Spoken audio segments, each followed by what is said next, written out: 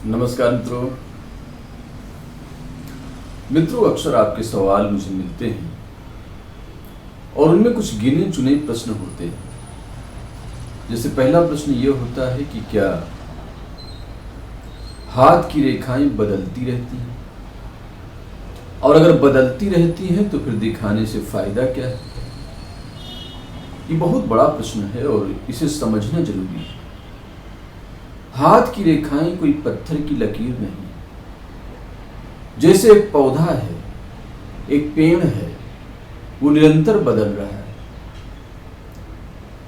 रोज थोड़ा सा बढ़ रहा है, फिर कोई दिक्कत आती है, उसकी डाल टूट जाती है, पत्ती टूट जाती है, लेकिन फिर सरवाइव करता है, फिर आगे बढ़ता है, अपने को सरवाइव भी करता है, अपडेट भी करता है।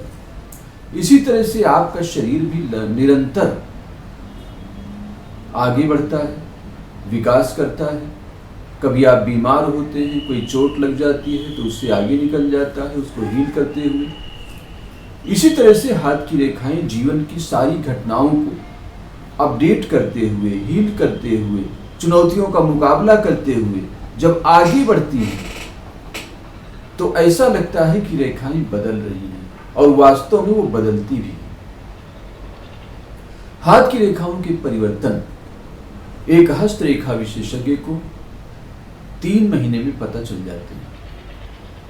3 महीने में एक हस्तरेखा विशेषज्ञ बता सकता है कौन सी रेखा आपकी बदली और किस परिप्रेक्ष्य में बदली, यानी कि वो क्या फल देगी, शुभ या अशुभ।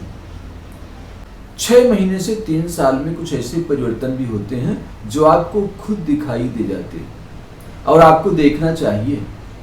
इसीलिए हमारे शास्त्रों में लिखा है, हमारे ऋषियों ने व्यवस्था की कि हर मनुष्य को सुबह अपना हाथ देखना है, क्योंकि एक बार अगर आप हाथ के परिवर्तनों को समझ गए तो फिर आप अपने जीवन के बारे में बहुत सारी चीजों का पूर्वानुमान लगा सकते हैं। मित्रों, ये बहुत बड़ा विषय है कि प्राचीन काल में हमारे पास कोई टीवी नहीं था, रेडियो नहीं था, यहां तक कि पंचांग भी नहीं था, और जब कुछ भी नहीं था, सिर्फ सूर्य और चांद थे, तो चांद को उस समय का समाज एक पब्लिक टीवी की स्क्रीन की तरह यूज करता था, और हम चांद को देखकर समझ जाते थे कि आज का दिन कैसा रहेगा, पृथ्वी में शांति रहने वाली है या तूफान आने वाला है, भूकंप आने वाला है या कोई बीमारी आने वाली है। चांद को देखकर हम उसी तरह से अपडेट हो जाते थे जैसे आजकल रेलवे स्टेशन के प्लेटफॉर्म में बैठकर हम स्क्रीन देखकर जानते हैं कौन सी ट्रेन कितनी लेट है और कौन सी ट्रेन आने वाली है। मित्रों, ये विषय बहुत बड़ा है, बहुत गंभीर है, इसके अध्ययन के लिए समय चाहिए। और जैसा कि आप जानते हैं कि पामवेद पिछले 30 सालों से केवल हस्तरेखा विज्ञान को समझने का प्रयास कर रहा है। तो मैं आपको बता रहा था कि हाथ की रेखाएं किस तरह से बदलती हैं और कैसे बदलती हैं, ये जानना आपके लिए बहुत जरूरी है। परमात्मा जब भी आपको इस संसार में भेजते हैं, किसी भी बच्चे का जब जन्म होता है तो ईश्वर की बड़ी इच्छा होती है कि ये सफल हो, ये कोई बड़ा काम करके आए, ये स्वयं को जान कर आए और सारे संसार को जान कर आए। इसलिए हमारे शास्त्रों में लिखा है, यत् पिंडे तत् ब्रह्मांडे, यानी जो इस शरीर में है वही सारे ब्रह्मांड में है। तो जैसे ही आप जन्म लेते हैं, आपके मस्तिष्क से कनेक्ट हो जाते हैं वो सारे ग्रह, वो सारे तारे जो आपके मस्तिष्क के एक एक स्नायु को प्रभावित करते हैं। और ये पूरी प्रकृति चाहती है कि आप सृजन में लगें। जैसे वृक्ष कबहु नहीं फल भखै, नदी न संचय नीर, परमार्थ के कारणे साधुन धरा शरीर।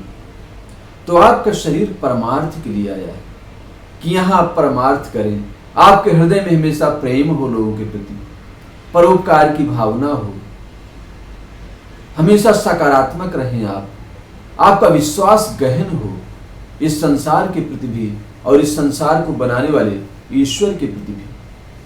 तो निश्चित रूप से आपकी रेखाएं पॉजिटिव दिशा में चलेंगी, आपकी जिंदगी पॉजिटिव दिशा में चलेगी और आप जिंदगी में बड़ी से बड़ी उपलब्धियां हासिल कर लेंगे। लेकिन जब आपके मन में ईर्ष्या, द्वेष, निंदा, आत्महीनता के विचार आने लगते हैं, अहंकार आने लगता है, आपको लगता है दूसरों को नीचा दिखा दें, दूसरों की निंदा कर दें, दूसरों का अहित कर दें, ऐसे विचारों में जब आपकी रुचि बढ़ने लगे तो समझिएगा कि आपका समय खराब हो रहा है।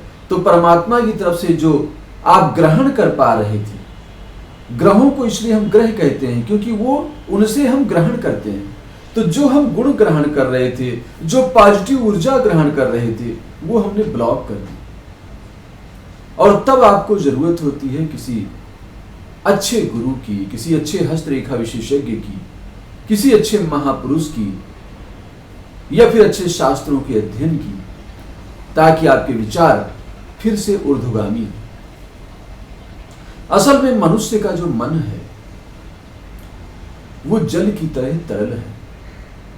अगर आपके मन को स्वतंत्र छोड़ दिया जाए, बिना किसी मोटिवेशन के, बिना किसी प्रेरणा के, आलस्य और प्रमाद में आप डूब जाएं, तो आपका मन नीचे की ओर जाएगा।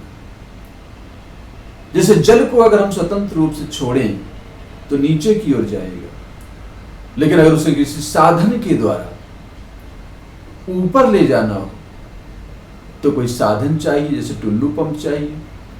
इसी तरह से मन को अगर ऊपर ले जाना हो, प्रेम की तरफ, परोपकार की तरफ, परमात्मा की तरफ, तो हमें साधना की जरूरत होती है। और ये साधना जो लोग करते हैं उनका ही जीवन धन्य हो पाता है। इसलिए आप देखेंगे कि जिसका भी जीवन धन्य हुआ, चाहे वो सामाजिक कार्य में हो, चाहे आध्यात्मिक कार्यों में हो, चाहे राजनीतिक कार्यों में हो, चाहे वैज्ञानिक कार्यों में हो और चाहे व्यावसायिक कार्यों में हो, जो अपने लक्ष्य के शिखर तक पहुंचा, उसके जीवन में कोई साधना जरूर रही होगी, कोई संकल्प और कोई विश्वास जरूर रहा होगा, किसी न किसी विषय में उसका संयम जरूर रहा होगा। इसका अध्ययन करिएगा और अगर इन गुणों को आप ग्रहण करेंगे तो दुनिया की कोई भी ताकत आपकी सफलता का मार्ग बंद नहीं कर सकती। इसलिए आप जिंदगी में आगे बढ़िए। हाथ की रेखाएं तो केवल आपकी स्थिति को बताती हैं, लेकिन परिस्थितियों का निर्माण आप स्वयं करते हैं। इसलिए हमेशा अच्छे विचारों को ग्रहण करिए, अच्छे लोगों के आसपास रहिए, जो आपको मोटिवेट करें, प्रमोट करें, जो आपके संशय दूर करें। ऐसे लोगों की शरण लीजिए, लेकिन हाथ इसलिए दिखाइए कि आपको पता चले कि आप कहां खड़े हैं। इतनी बड़ी पृथ्वी में आपकी पोजीशन क्या है, क्योंकि जब आप जानेंगे कि आप खड़े कहां हैं, तभी आप वहां से आगे बढ़ेंगे। ये जानना आपके लिए बहुत जरूरी है। इसलिए अपना हाथ दिखाइए और समझिए कि आपके लिए कौन सा कार्य परमात्मा ने दिया है। ऐसा कौन सा कार्य है जिसे करके आप उस क्षेत्र में शिखर पे पहुंच सकते हैं। इसलिए दूसरों की बातों पर ध्यान न दें।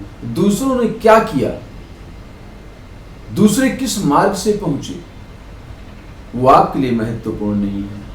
उनके जीवन के संघर्ष, चुनौतियां और सफलताएं उनके लिए हैं और आपके जीवन के संघर्ष, चुनौतियां और सफलताएं आपका इंतजार कर रही हैं।